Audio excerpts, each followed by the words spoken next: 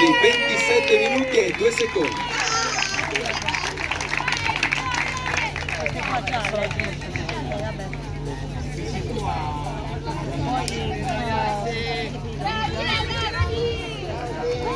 Un bel applauso ai nostri atleti, complimenti.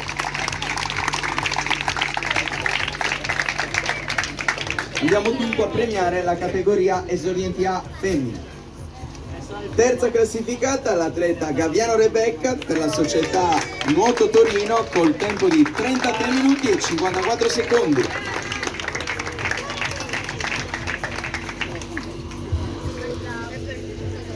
Medaglia d'argento per l'atleta Leinardi Silvia per la società Atlantide Elmas col tempo di 32 e 47.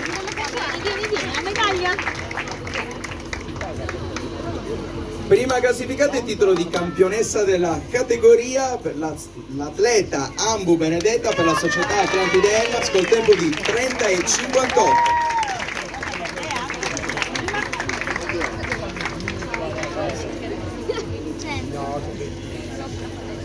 Mi fanno ridere anche